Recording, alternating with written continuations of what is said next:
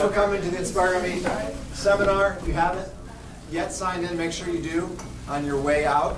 I want to get started so that we have enough time to give our guest lecture a good amount of time to talk to you all. So for those of you who don't know me, my name is Trevor Lujan. I'm a faculty member in mechanical and biomedical engineering, and I'm currently the chair of the biomedical minor group. And we have a special presenter, Andrew, help me with the last name? Kazanovicz. And he comes from Securos Surgical, which is headquartered outside of Boston, and works with MWI, a very large distributor of veterinary supplies and surgical products. And so he's going to be talking a bit about his work in this area. The goal of this talk, I was asked to give this because we have a biomedical minor program, and we wanted to have a chance to talk about how do you kickstart a career in this field. What do you have to do to target this field as where you want to get a job and spend your time working. So real briefly, what is biomedical engineering? Well, it's really the application of engineering concepts in all different fields of engineering towards biological systems. Why do we care? Why do we do this? Well, we do this to improve the quality of life, to make people happy, to make people productive citizens that otherwise may not be because of health disorders. And not only is biomedical engineering able to make improve the quality of life for people, but also of pets. So here we have the dog, man's best friend, and the cat, man's second best friend. That's where Andrew, that's where his field of research is. So a reason that a lot of us get interested in this field is because we have this direct impact. We can have a direct and major impact on people's lives. Your health care or how you feel is something that we're all very much in touch with. And so it really leads to a lot of motivation and for people to work very hard to try to overcome problems that exist. So let's talk about a few problems so you guys have an idea of how engineers have made a difference. A classic example is with the total hip replacement. Prior to 1930, if you had a hip disorder, your options in life were either a lot of pain or a fusion of your joint. So basically, you're going to have a locked joint. It's one or the other. In 1930, a surgeon from England developed the first hip replacement, which is this image that we see right here. And this device is to treat hip osteoarthritis. And when they put this in, it lasted just 1 to 2 years. But for those people that had that device, they were still so happy because that was 2 years of a better quality of life. In the 1950s and 1960s, a surgeon from England also, named John Charnley, he started to use new materials and took advances from wartime materials from World War II and applied them towards medicine. And so in this case, it was highly cross-linked polyethylene. And this was a major advance, and it extended the lifetime of these implants to over 10 years in some cases. So that was an engineering evolution. And then today, engineers have now used a lot of the same concepts, but completely changed the device to make it so that you can have a more active lifestyle. It'll last longer. Now we use certain kinds of metal that encourages bone to grow into it. We can put chemicals on it to encourage that bone growth so it fixates strong. We use very special polymers to reduce wear. Every year we're trying to improve this device. And so engineers are part of this process, and now these things can last up to 20 years. And so they are one of the great advancements in medical history. So that's one way that engineers have been a part of changing our lives. Another interesting one is visual prosthetics. And this is called the Argus II. It was a device that was first made available for humans in 2013. And it won an innovation award that year in Time magazine. And what it basically does is, if I have an image here of this of our mascot, and I wanted to look at that image and I'm blind and it's pre-2010, maybe I have a retinal disorder, I'm not seeing anything. All right. What this device does is it has a camera on those glasses. That camera takes the image and it bypasses the injury to your retina, and it uses this little microarray that goes right into your optical nerve head, which then feeds signals to your brain, and it gives you some visual. You might not be too impressed with what you see, but if you're blind, going from this to this and just seeing some light patterns is a major improvement in their lives, and allows them to do things they otherwise can't. And so this is just with 60 electrodes. Today they're trying to get 1,000. So they're trying to go to this image. And there's something like a quarter, or I think it's like 300 million people suffer from these kind of retinal disorders that could be treated by this device. So it could have a major impact on their lives. So this is one way that engineers are looking to improve lives in a very cool way. Another example, my last example, is the artificial kidney. So we have 2 kidneys. They really remove toxins from your body. And this right here is a wearable artificial kidney. Now, before 1920, there was no transplants, there was no devices. If you had a kidney failure, an acute renal failure, that your options were you're going to die. That was what would happen eventually.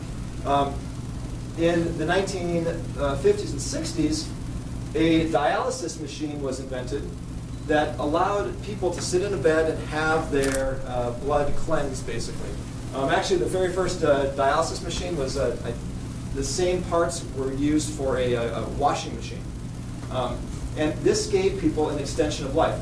Around this time, too, they also figured out how to transplant kidneys. But there's not enough kidneys to transplant to everyone that needs one. And it takes about 4 years to get a kidney. And so what do you do in those 4 years?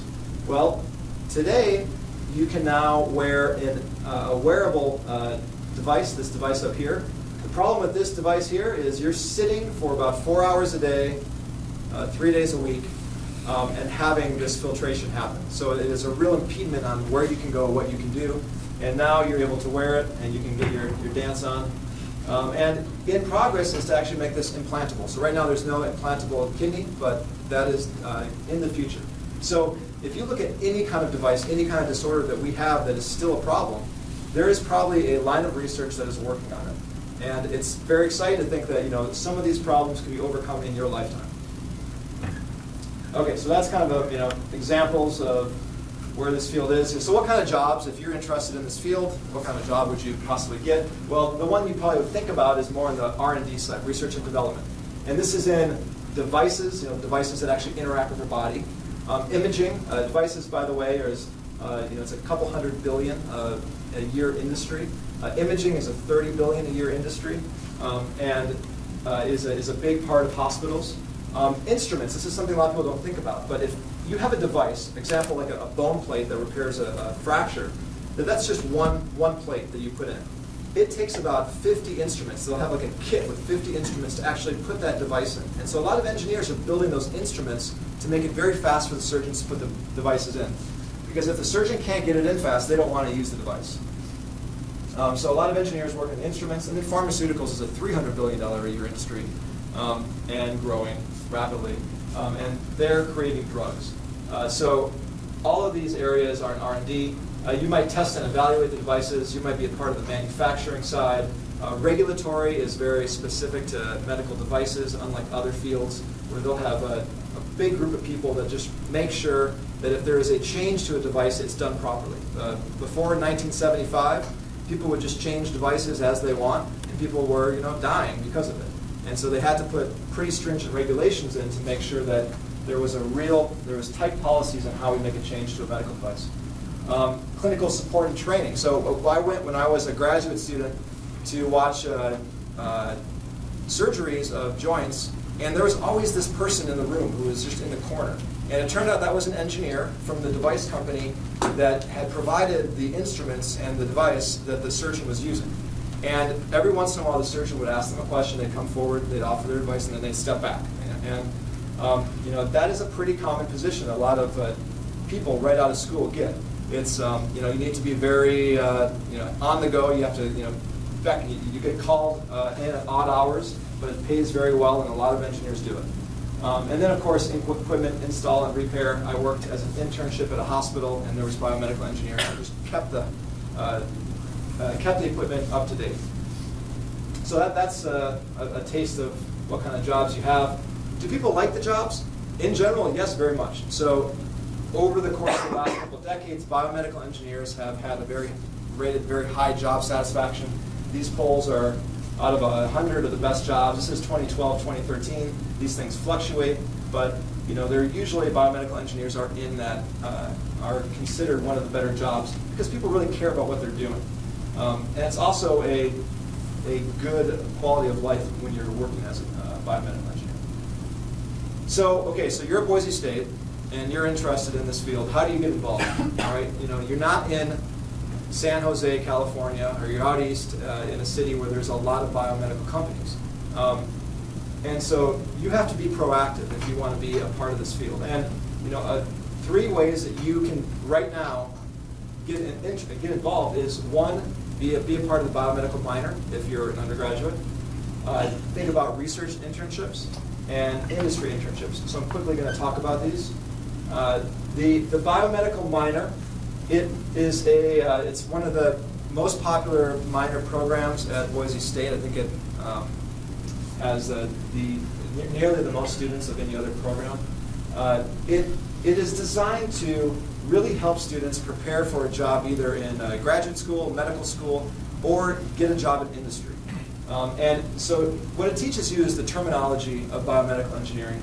It exposes you to interdisciplinary science. How do you fuse engineering with biology, and to understand the challenges in the field.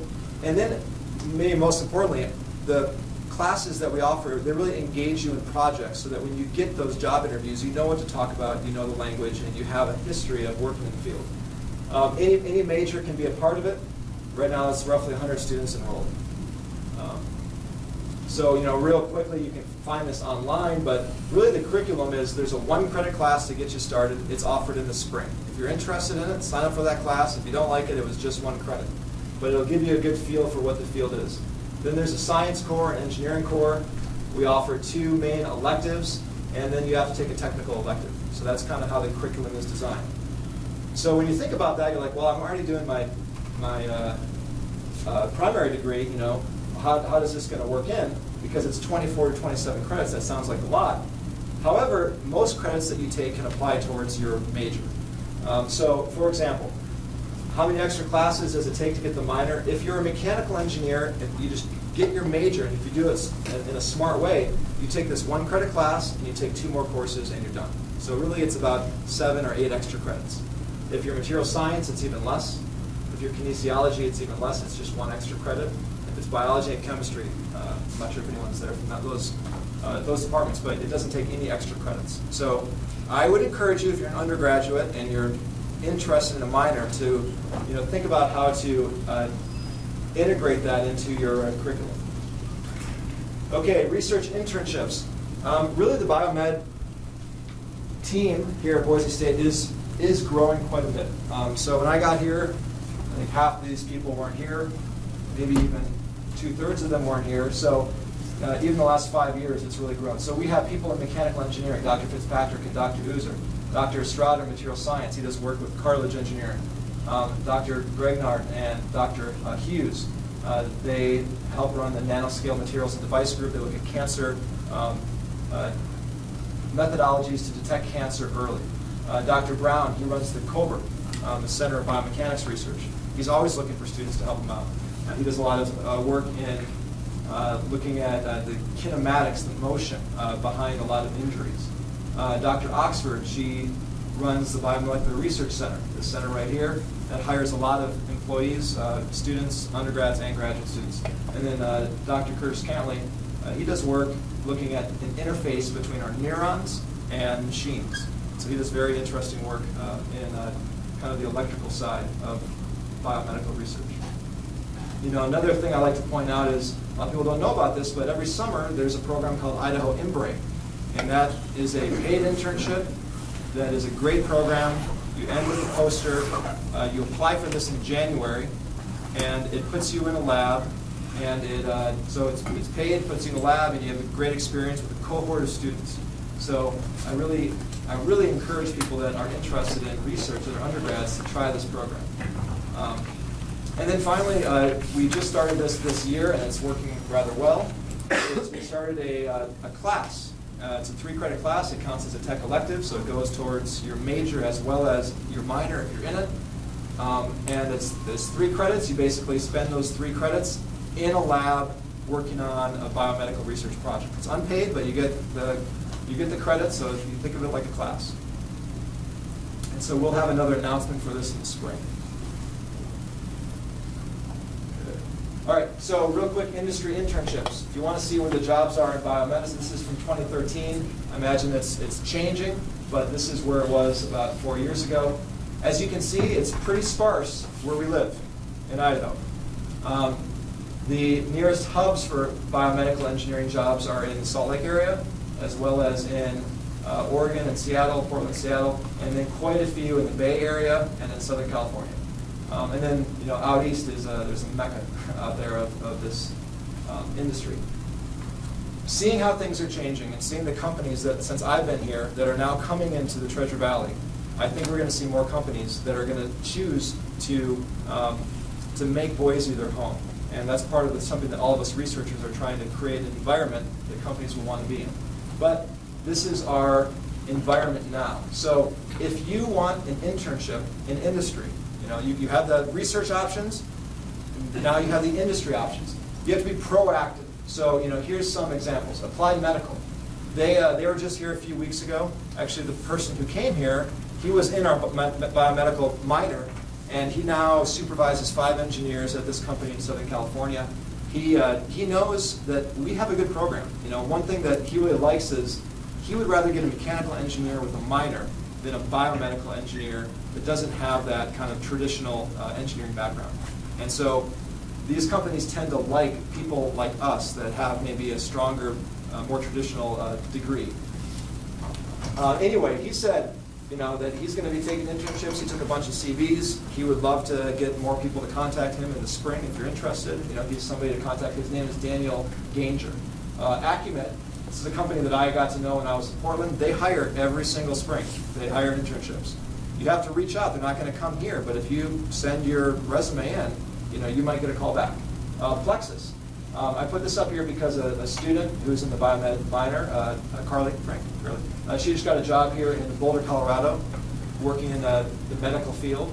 And her story is one of being very proactive. She went and interviewed with them. She said she wanted to be at this plant in Boulder, and she contacted them, and they offered her the job. So being proactive is important. Bard is one of the many companies in Salt Lake that does do internships. Medtronic, we actually have someone here we talked to quite a bit who works here, but works at Medtronic, and he gives quite a few talks for us. His name is Calvin Allen. And then Securos, which is our presenter, where Andrew's from. And so real quick, one thing that's been a pet project of mine is when I was an undergrad or grad student, I was for a while thinking that I wanted to go into industry, but I wanted to stay out west. And so I started to compile this database of where are the companies. And so I started to create this database that now has grown and continues to grow, and that I'm now working with our admin to make it so that it's available to all of you. So we'll send an announcement out, but basically it's all the companies that are regionally located, so you can filter west, and they'll show you what companies to look for. And I hope that helps you be a bit more proactive and see where the companies are so you guys can find some jobs. So that's a project that we will have posted before winter break.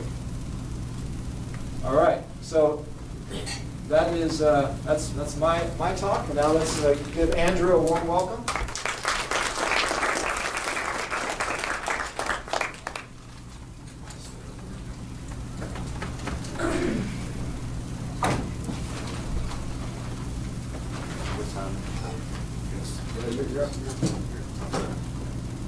All right, so good morning, everyone. I wanted to follow up with insight on not only how to get into biomedical engineering and maybe what drives you there, but then how to navigate it once you're in there too. So I try to share real, tangible experience that I've had as an undergraduate, which it sounds like you guys have a ton of opportunities. So I also encourage you to take advantage of them. But some pearls of wisdom, ultimately, that I want to share with you along your career, whether it's in biomedical engineering or not. So I'm going to start with my path, and it's confusing, so I'll spend a fair amount of time there. I'm going to talk about a specific project and product line that we have at Securos, our crimping device, because I think it's a unique product and it looks at a unique aspect of research and development. And then, as I mentioned, real pearls, and these aren't the cliche kind of work hard and you'll get the job, but these are real experiences I've had that translate to pearls of wisdom that I think are valuable for you guys. So I'll start with my background. I'm from Massachusetts, and I just recently relocated to Idaho. I lived there in Mass for 28 and a half years, so I'm new to Treasure Valley. I've enjoyed it very much since I've been here. But being from Massachusetts, there's a lot of engineering schools, a lot of medical device companies, and I went to university out there, Worcester Polytechnic Institute, and I got both my bachelor's degree and my master of engineering in biomedical engineering from them. My focus during my undergraduate time was biomechanics. I couldn't get enough of biomechanics. We had a strong tissue engineering program at WPI, not so much on the biomechanics side, so I had to actually be proactive, as Dr. Lujan mentioned, be proactive and find those opportunities at school. Fortunately for you guys, it seems like there are a ton of biomechanics opportunities if that's what you're interested in. My senior thesis was medical device design, so I worked on this product here, conceptual design for an intramedullary nail system. And ultimately, this is used both in humans and animals as a way to repair fractures of long bones like femur or tibia.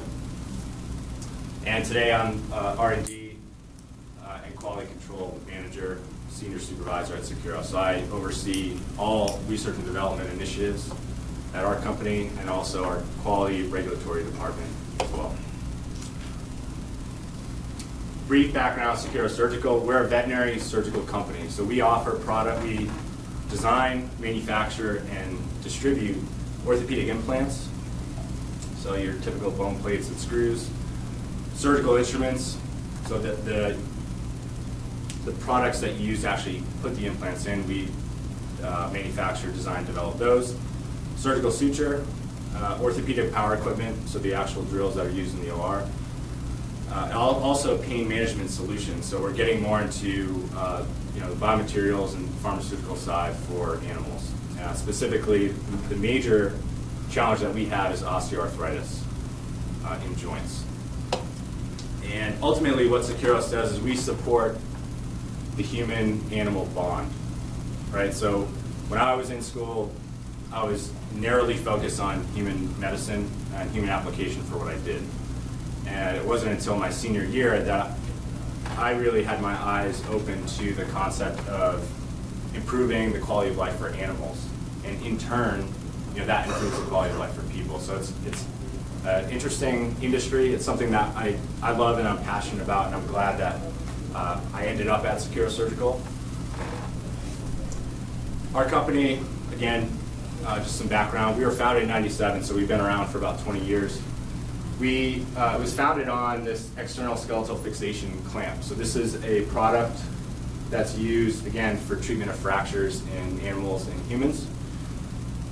The name Securos itself comes from the concept of this clamp. So it's a hybrid of the word secure and then the Greek prefix os, like osseous, which means bone. So the name literally means to secure bone, and we were founded on that concept of fracture fixation.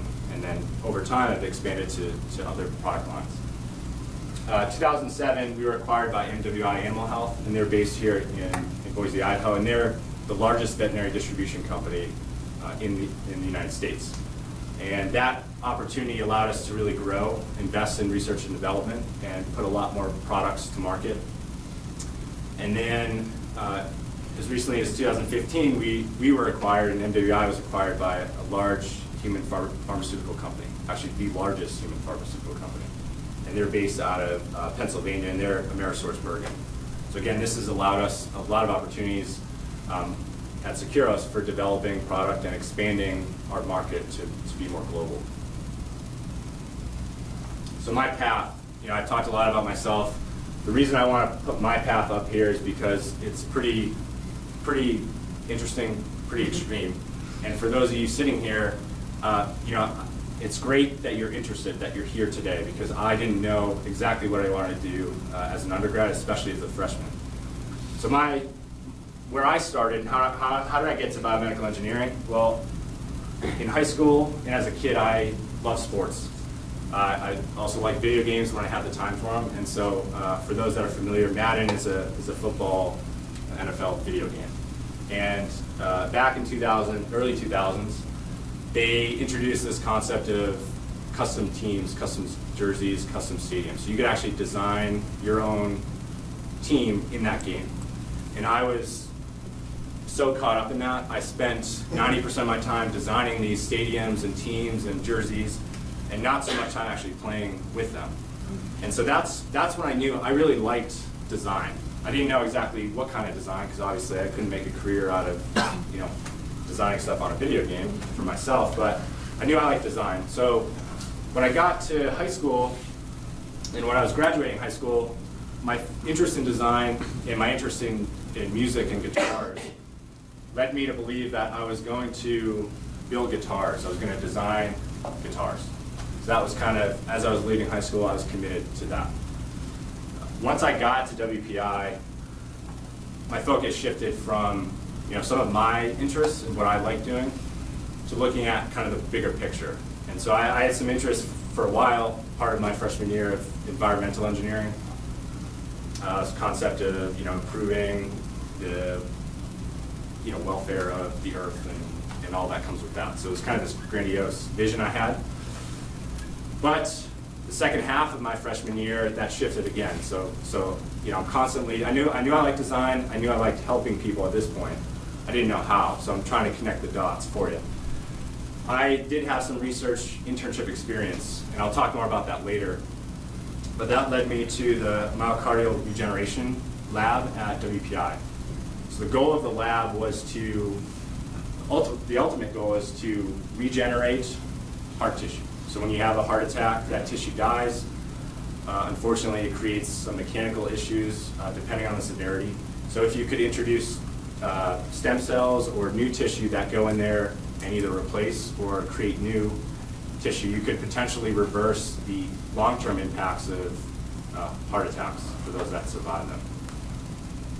That was interesting to me because my grandmother passed away from a heart attack in her mid-50s, so she was pretty young. And since then, both my parents have had heart attacks. So it directly kind of, no pun intended, but pulled on my heartstrings for what my interest was. So I shifted from, okay, let's help the earth, to now let's help people that have heart disease. I learned over my 3 years that tissue engineering wasn't for me. I couldn't really wrap my head around some abstract things. I like tangible, I like to hold, I like to build something and see it. So I kind of shifted back towards this idea of design, more now for, this is a New Balance sketch, but New Balance is based in Boston. And so I thought, hey, it'd be cool to potentially develop and design shoes, for people that have foot problems, for athletes that are trying to get that extra edge. I thought that would be cool, tying back to my sports background. But then I pivoted again, and this was during my end of my junior year in college. I had a girlfriend that was very much interested in Grey's Anatomy, and so I don't know if any of you here have watched that, but I got caught up in this concept of, hey, I want to be a trauma surgeon. So I want to help people. I want to be in the OR. I want to be the one that's dealing with this chaos. I like the unpredictability. I like the concept of actually being the primary person that's helping individuals. And reality set in shortly after that I didn't really want to commit another 8+ years to getting to that point. I was ready to start my career out of college. I was ready for opportunities and challenges, but I didn't want to, do surgery. I didn't want to become a doctor. So the last couple points I'll I'll run through quickly, but I had another internship at a company that they developed sensors for early detection of bacterial infection. And their kind of idea was if we can make it easier, quicker, and faster for parents, for instance, to detect, if their young child has an infection from when they scrape their knee playing at the playground. If we could put a sensor in a Band-Aid and it turns blue if there's an infection or red if there's an infection, that'd be kind of cool. So I thought maybe, okay, that's a startup. Maybe I'll do a startup thing. It's a small company, very flexible, very interesting. But I pivoted again, and this came at an opportunity my senior year, an interview with DePuy Synthes, and they're one of the largest human orthopedic companies. And I was really set on this is my dream job. So kind of going back towards surgery, but I'm one step removed now from being the surgeon and helping them. I'm creating the products that they're using, but I'm not in the necessarily in the OR doing the surgery. And eventually I ended up at Securos Surgical. Okay, so there's a little bit of a bridge in between there, but I'll skip over that. That's how I got to where I am today. When did I know that I was on the right path? Okay, I didn't know until I was actually at Securos. I knew I liked design, I knew I wanted to help people, and it helped getting this research experience, this internship experience, but I really didn't know until I was at Securos. And the reason I kind of walk you through that is because everyone has their own recipe, right, for finding your path. And for me, it bounced around. It took me a long time to figure that out. But what I encourage you to do is start with something you're passionate about. And if you're here today, hopefully you're passionate about biomedical engineering. And it needs to end with a passion too. So I like design. I knew I wanted to help people or help animals, beings. So that's how I got to where I got. And through that volunteer experience, so I didn't get paid for those hours I was in the lab. I would have loved to, but the reality is I needed to do that to figure out what I didn't want to do, or what some of the opportunities were out there. Internships, those are huge too, because research and industry are very different. And so it took me a while to figure out I wanted to go the industry route. And then networking, I hate the term networking because it's so formal and it's so boring, but the idea of building relationships, real relationships with people, because you never know, when there may be a career opportunity that comes from that, or the people that you meet over time that help you find your way. So here, I'm going to now transition to an actual project and product line that we sell at Securos. And it's called our crimping device. And for a little bit of background, just to get you guys kind of familiar with what I'm going to talk about for the next 5 or 10 minutes, there's a technique in veterinary orthopedics called extracapsular stabilization. All right, and this treats ACL injury in dogs. So unfortunately, in canines, we haven't had the success of repairing an ACL rupture like we do in humans, or replacing it with a prosthetic ligament. Unfortunately, that has not been successful yet. It's still something that we're working on, but has not proved to be something that's reliable and has good outcomes. So one alternative is extracapsular stabilization, and that's ultimately we use synthetic materials to resist the symptoms of not having an ACL or having a damaged ACL. And those are cranial tibial translation. So in other words, when the tibia shifts forward with each step, that's very painful. Internal rotation of the tibia, so when your tibia or your shin rotates towards the center line of your body, which is also very painful because of the soft tissues that are in there. It's not a normal mechanism. And hyperextension as well. So those are the symptoms of having a damaged or torn ACL, whether it's in people or in dogs. This extracapsular stabilization, we basically take suture, we make some tunnels in the bone, and we resist those symptoms, we treat those symptoms, but we don't truly treat the issue, which is the damaged ACL. So long term, we kind of rely on the animal's body to, for scar tissue to form, joint capsule to strengthen, to provide that long-term stability, right? So it's not a solution, it's just, it's treating the symptoms. So in 1999, this technique, very popular, still is today. And Securos recognized that there were a few problems with extracapsular stabilization. Number one was there's variable experience among veterinarians. So somebody that's fresh out of vet school maybe has only done a dozen of these during their time, their residency. They're not as experienced as the guy that's been doing them for 4 years. And because of that, there's variable outcomes in those with the technique at the time. So, and most of that got around inconsistent with this suture knot tying to actually secure. So they were actually tying a knot in suture to secure this construct. What Securos recognized in this first generation, which I actually have here, and I'll pass around. This is the first generation crimping device. And it was a technique-driven solution. So what we did was we introduced this concept of crimp clamps, and this is a schematic from the actual patent. So it's just a hollow cylinder, and you place your suture. So this is a cross-sectional view. You place your suture inside. You plastically deform that, and that provides the knot, so to speak, for that construct. With those crimp clamps, we provided a device to actually deform those, and it was precisely calculated so that every single time you use that, it had the same plastic deformation of that crimp tube and provided consistent, repeatable results for the outcome of the surgery.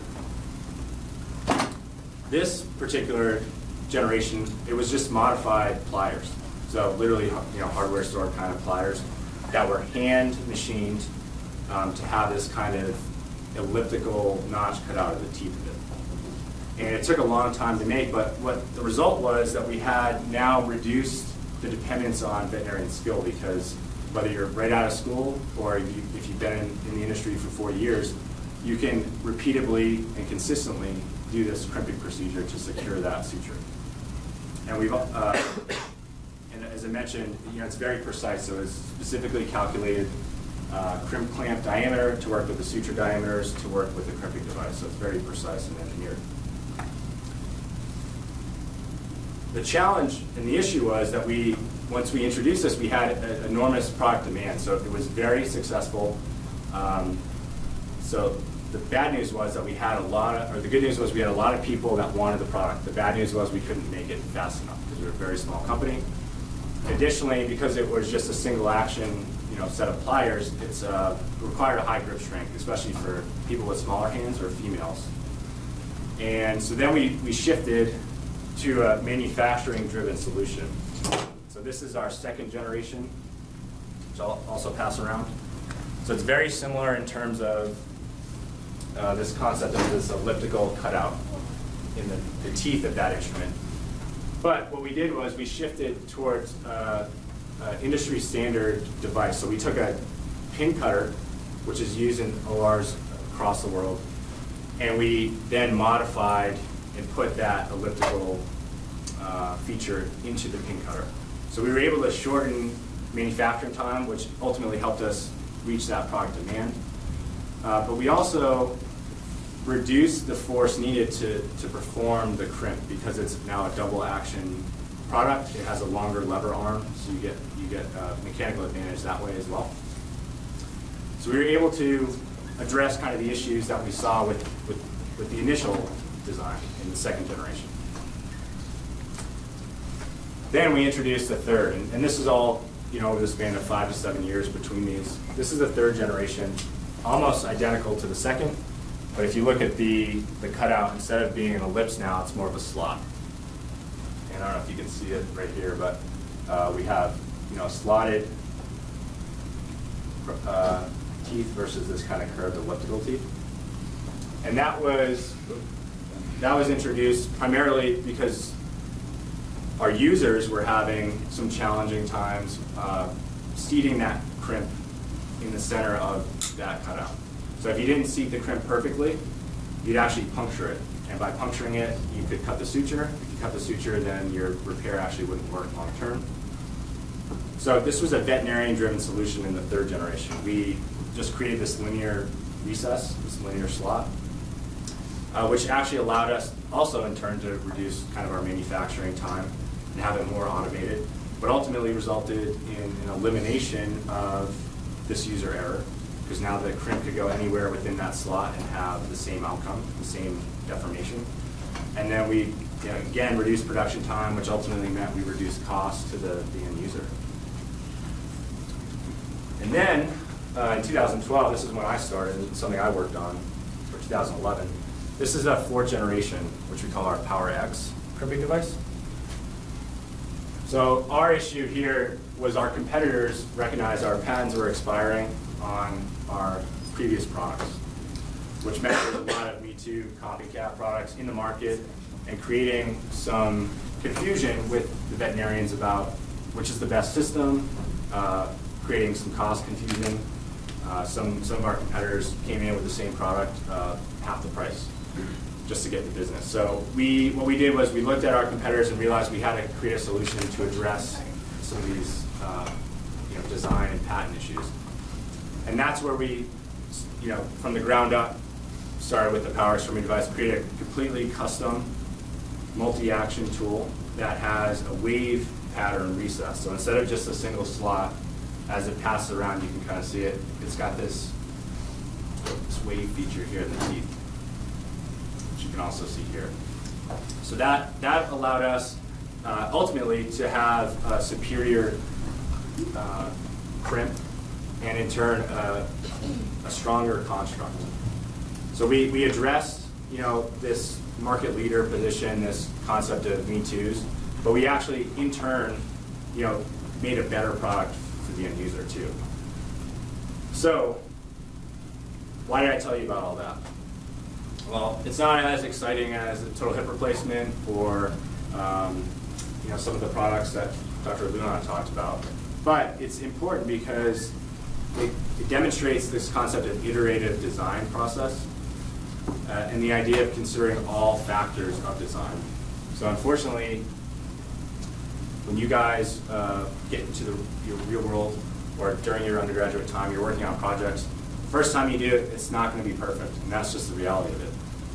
However, if you consider all factors like the application and the user, production, once you get into industry, and competition, that will allow you to adapt to the marketplace and create these iterations of a device that will improve over time, just like the iPhone has since 2007 for laptop computers. This idea that you create something innovative at first, but you continually try to improve it over time. And because of that, our crimping device, since we introduced it in 1999 till today, so for almost 20 years, it's been our #1 product line. And again, it's nothing, if you look at it, it doesn't seem like it's earth-shattering, but it really was revolutionary in '99. And the incremental changes that we've made, the iterative changes that we've made, have allowed us to maintain awareness as Securos as being the crimping company. And as I mentioned, it's our #1 product line to this day.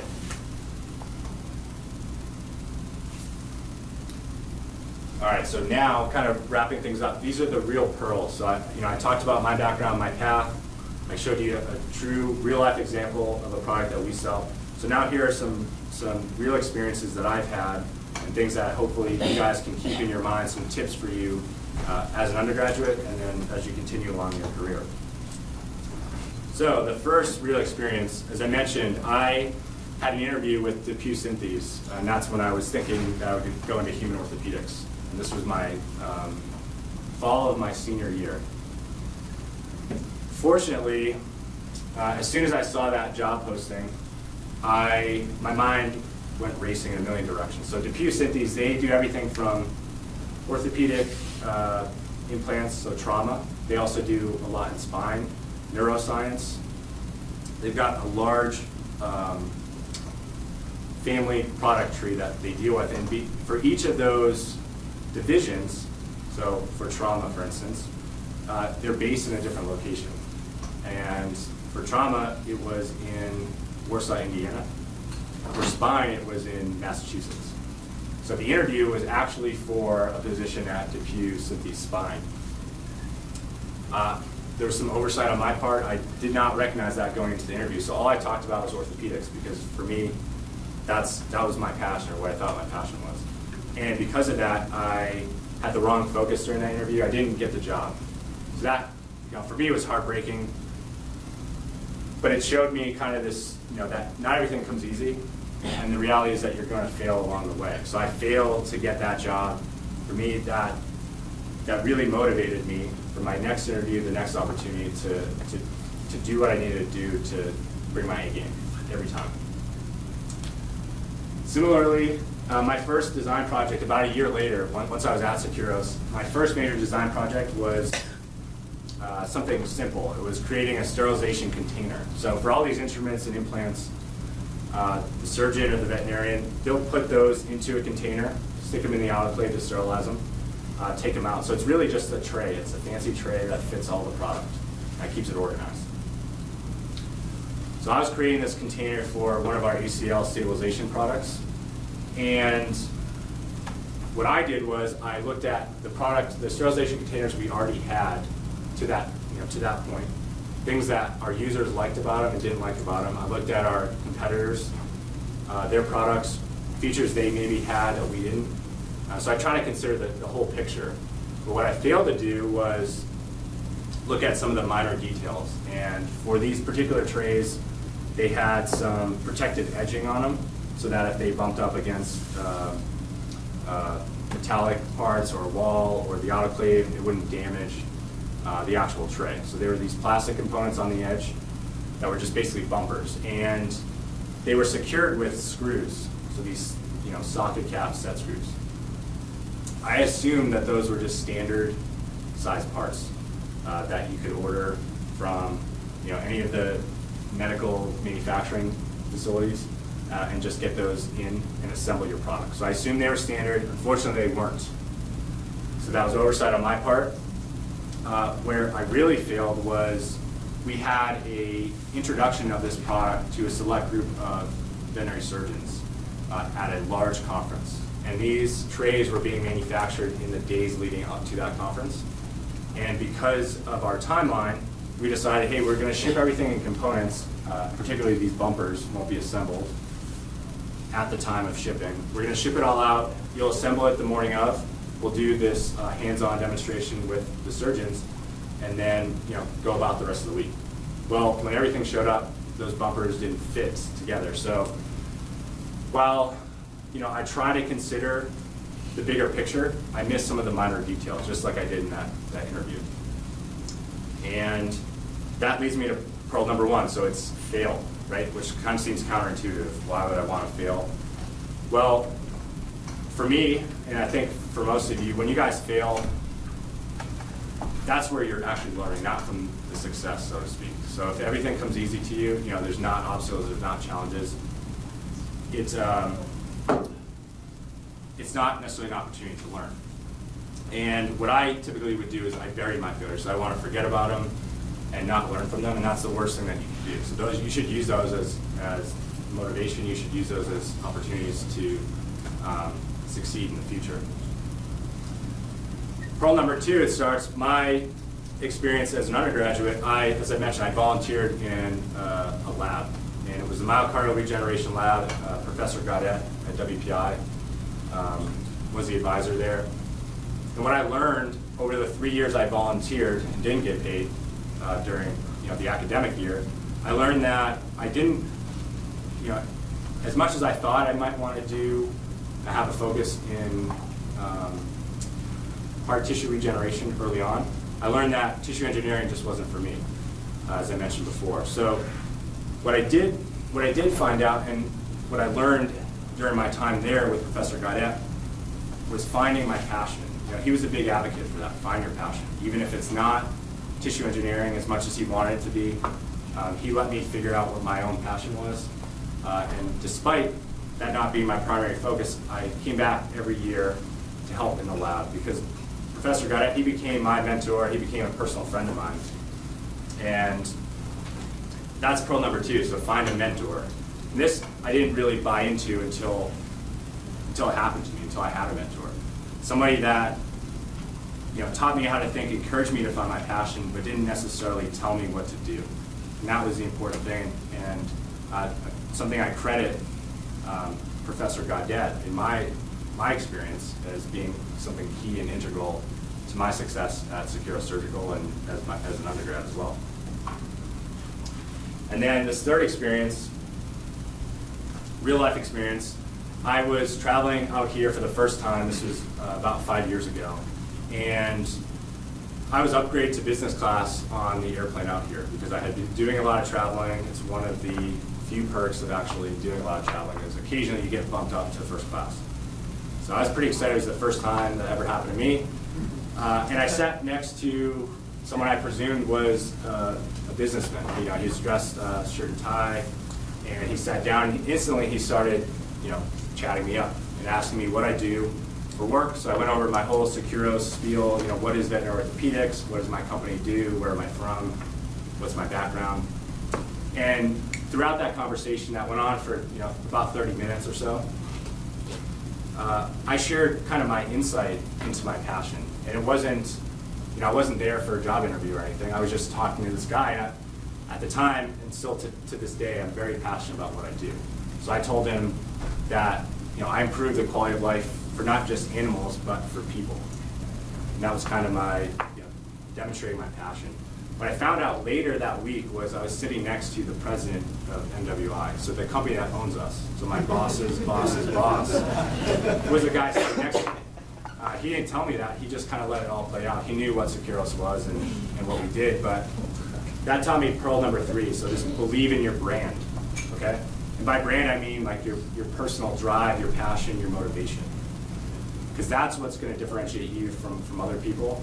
That's what allows you, as you go along your path, managing your brand, your mantra, your passion, it's not a singular thing. So as you saw with my path to biomedical engineering, it started with video games, it ended with animals.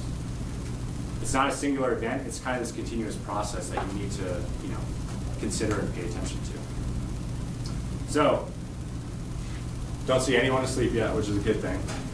If nothing else you take away from today, this is kind of the summary of what I just talked about in 5 bullets. So number 1, find your passion, even if it means finding your apathy. So to find your passion, sometimes you have to do things, experience things that you don't like. And you find that out along the way. That can help you, guide you to where you want to go, where you want to be, and what you want to do. Iteration, as you saw with our crimping device, it can be as important as innovation. You hardly get things right on the first try, so having design changes, considering all aspects of why you should change those designs are important. And then for the 3 pearls, fail early so you can succeed later. Surround yourself with the right people, especially mentors. So I encourage you to find a mentor, friends that support you, families that your family that supports you, and then never forget why you started. Right? So have that passion, have that brand. So I don't know how much time we have left.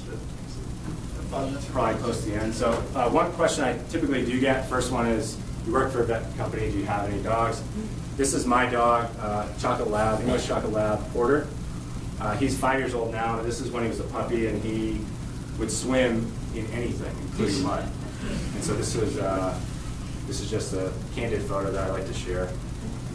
But he's a daily reminder for me of my passion. So appreciate the time. Hopefully you guys enjoyed the talk. I know with guest speakers, a lot of times they can be boring, it can be off topic, it can be put you to sleep. I've really, over my undergraduate career, appreciated guest speakers, so I try to share some insight that is really practical that you can truly apply today and hopefully in the future. So, thank you.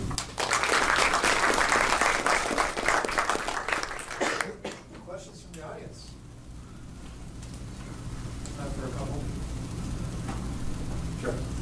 There was one link that was like growing our tissue with spinach leaves. Yeah. I was just curious if you could talk about that. Yeah, so this didn't happen when I was in Professor Gaudet's lab, but what they've done in the last year is they've decellularized cellularized spinach leaves. So they've taken all the cells off of spinach leaves and just basically leave the scaffold, which you can kind of see here. And then they've added stem cells to that to try to encourage them to become heart cells. So this vascular network that is natural on a spinach leaf kind of encourages some of the differentiation of those stem cells into heart cells. So they've actually had, if you go to this link, you can see the heart, or this spinach leaf actually beating. So it's kind of the first step towards, hey, how can we deliver these cells? How can we generate that heart tissue in real people? So it's still far removed, but it's pretty cool, pretty interesting. So that's why I threw it in there. Question? Yes. Are you looking for any interns over the summer? Yeah, that's another question I get a lot. So I put my email on the first slide here. Send me an email. We do internships. As I mentioned, I just relocated here to Boise. Our main office is in Massachusetts. I anticipate internships being here in Boise, but feel free to send me an email, and I will put you in the right direction. Hopefully, we'd like to continue to grow our relationship with Boise State, and we'd love to have some passionate students that are interested in biomedical engineering. So, how closely do you work with the veterinary community? Because you were saying some of the iterations came from the surgical community. So what's that feedback? Yeah, it's very direct. So I spent a lot of time in the OR. Actually, West Vet is a specialty hospital in Garden City. I have some close friends that are surgeons there now that I've developed friendship over time. But I spend about a day a week in the OR with them. And I just came back. I was in San Francisco, so I do a lot of traveling. But I'm in the OR quite a bit to observe, how are they using our product and ways to make it better, or also what are some challenges that I don't see from sitting behind the desk. So something I've been really thankful for is I do have an opportunity to travel, on a monthly basis. And we have a large account here with WestVet, but also San Francisco, San Diego, Chicago, kind of all over the United States. And so it's a really cool opportunity that we have at Securos, being a smaller company and being veterinary focused, that we get that opportunity to, as an engineer, be in the OR and actually interact with the surgeon, so the user, even at times interact with the pet owner. This is something you wouldn't see necessarily with human focused engineering. You may be the parents of children, but the reality is there's more barriers typically to getting to the end user or to getting to the pet owner or the client. So it's really cool, and it's something that I've really appreciated as an opportunity. Just out of curiosity, the 4 tools you brought here today, which one's your personal favorite? I like bringing those around because it shows the progression. I think the first one I sent around, kind of the most barbaric version. I like that because it is, they took something that already existed, which were pliers. What's that? It's a crimp tool. It is a crimp, yeah. Yeah, so they took that and modified it for the application. So I think that's pretty ingenious. Again, there's a lot of innovation development getting to this PowerX, the last version, but just finding an application from electrical application, applying it to veterinary medicine, to me is kind of that first step. So for me, that's probably my favorite one, even though it's the least effective. All right, well, here with that, let's give Andrew. All right, we'll know about if you have any other questions. Thank you all for coming, and make sure you guys have signed up.